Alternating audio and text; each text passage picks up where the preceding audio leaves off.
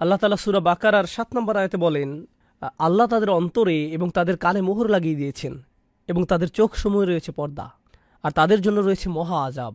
এখানে মোহর লাগানো অন্তর বলতে কোন অন্তরকে বোঝানো হয়েছে? অন্তর হলো ভালোবাসার জায়গা। আল্লাহ যখন কারো অন্তরে মোহর লাগিয়ে দেন, সিল মেরে দেন, তখন সে অন্তর সেসব জিনিসকে ভালোবাসতে অপারগ হয়ে পড়ে যেগুলো তার ভালোবাসার কথা ছিল। যেসব বিষয় ভালোবাসার যোগ্য তারা সেগুলো ঘৃণা করে। তাদের ইমানদারদেরকে ভালোবাসার কথা, কিন্তু তারা তাদের ঘৃণা করা শুরু করে। সত্যের প্রতি তাদের ভালোবাসা থাকার কথা, কিন্তু সত্যকে তারা ঘৃণা করা শুরু করে। ন্যায়কে তাদের ভালোবাসার কথা, কিন্তু ন্যায়কে তারা ঘৃণা করা শুরু করে। সুবহানাল্লাহ। অন্তর হলো দয়ার জায়গা, কিন্তু অন্তরে যখন মোহর মেরে দেওয়া হয় তখন রাহমা হারিয়ে যায়। এই মানুষগুলো সবচেয়ে নিষ্ঠুর কথা বলতে পারে, নিষ্ঠুর আচরণ করতে পারে, কারণ তাদের অন্তর মোহরাঙ্কিত। অন্তর হলো কৃতজ্ঞতার জায়গা। কৃতজ্ঞতা আসে অন্তর থেকে। যখন অন্তরে মোহর মেরে দেওয়া হয় তখন এই মানুষগুলোর অন্তরে কৃতজ্ঞতার কোনো অনুভূতি আর জাগ্রত হয় না। তারা কাউকে কৃতজ্ঞতা জানানোর প্রয়োজন বোধ করে না। তারা মনে করে তাদের তো সব এমনিতেই পাওয়ার কথা। অন্তর হলো ভয়ের জায়গা। যখন অন্তরে মোহর মেরে দেওয়া হয় তখন তারা তাদের কর্মফলের কোনো ভয় করে না। অন্তর হলো প্রত্যাশার জায়গা, কিন্তু এই মানুষগুলো হতাশ। পরকালের ব্যাপারে তাদের কোনো আশা নেই। অন্য কারো ভালোর প্রতিও তাদের কোনো আশা নেই। তারা নিজেদের জন্য উন্নতির কোনো আশা করে না। তারা মনে করে সবকিছু অর্থহীন, মন যা চায় তাই করো, কারণ যাই করো না কেন জীবন তো এমনিতেই দুর্বিষহ। এটাই তাদের মানসিকতা। তারা আশাহীন মানুষ, কারণ তাদের অন্তর তালাবদ্ধ। অন্তর হলো অনুশোচনার জায়গা। যখন খারাপ কিছু করেন তখন আপনার খারাপ অনুভব করার কথা, কারণ আল্লাহ মানুষের অন্তরে নাফসে লাওয়ামা দিয়েছেন, যার কারণে আপনার অনুতাপ অনুশোচনা ফিল করার কথা। কিন্তু অন্তরে যখন মোহর মেরে দেওয়া হয় তখন সবচেয়ে জঘন্য কাজ করার পরেও আপনি গর্ব অনুভব করতে পারেন।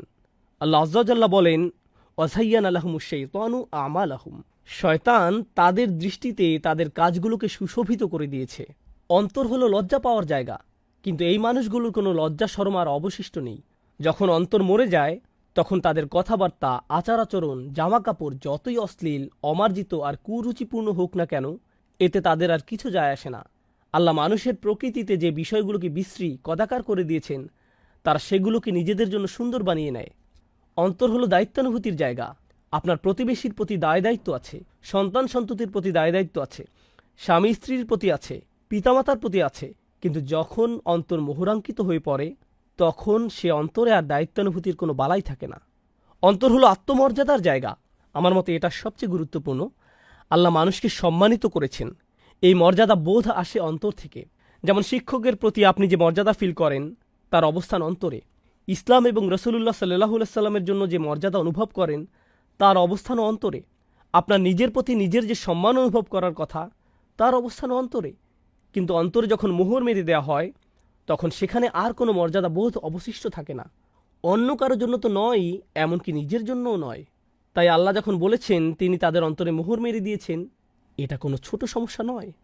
ব্যাপারটা শুধু এমন নয় যে তারা ঈমান আনবে না, বরং সকল ভালো গুণ যা অন্তর থেকে আসার কথা তা হারিয়ে গেছে। সব কিছু একজন মানুষের সম্পূর্ণ ফিতরাত তালাবদ্ধ হয়ে গিয়েছে। সুবহানাল্লাহ। এখানে যেন তেন মানুষ সম্পর্কে কথা বলা হচ্ছে না, এখানে কথা বলা হচ্ছে জঘন্য চরিত্রের মানুষ সম্পর্কে। এখন আয়াতটির প্রতি লক্ষ্য করুন। প্রথমে বলা হয়েছে তাদের অন্তরে মোহর মেরে দিয়েছেন, তারপরে বলা হয়েছে তাদের কানে মোহর লাগিয়ে দিয়েছেন। অন্তর যেহেতু ইতিমধ্যে মোহরাঙ্কিত হয়ে পড়েছে, তাই তারা যাই শুনুক না কেন তাদের উপর এর আর কোনো প্রভাব পড়ছে না, কারণ তারা যেটাই শুনুক তা কখনো অন্তরে গিয়ে পৌঁছায়নি। এরপর তিনি বলেন তাদের চোখের উপর পর্দা পড়ে গেছে। এমনটি হয় যখন তারা সত্যকে দেখতে অস্বীকৃতি জানায়, যখন তারা পথ নির্দেশনা নিতে অস্বীকৃতি জানায়, যখন তার চারপাশের বাস্তবতা নিয়ে চিন্তাভাবনা করতে অস্বীকৃতি জানায়। আল্লাহ আমাদের এই সুন্দর দুটি চোখ দিয়েছেন যেন আমরা এগুলো দিয়ে চারপাশের বাস্তবতা দেখি, আল্লাহর সৃষ্টি দেখি, মহাসত্য সম্পর্কে চিন্তাভাবনা করি। যখন এই সামর্থ্যের অনুশীলন করতে ব্যর্থ হবেন তখন আল্লাহ আপনাকে হয়তো তার দানকৃত দুটি চোখ দিয়ে এই পৃথিবী দেখার সুযোগ দিবেন, কিন্তু তিনি এতে হেদায়েত দেখার সুযোগ দিবেন না। আমাদের চারপাশে যা কিছুই আছে, যত কিছু তিনি সৃষ্টি করেছেন, তিনি বলেন ইন্না ফি যালিকা লাআয়াতুন, এগুলোতে নিদর্শন রয়েছে। যখন চোখের উপর পর্দা পড়ে যাবে তখন আপনি হয়তো পাখি দেখবেন, গাছ দেখবেন, আকাশ দেখবেন, কিন্তু তাতে আল্লাহর নিদর্শন চোখে পড়বে না। আপনি দেখবেন না এগুলো কিসের দিকে ইঙ্গিত করছে।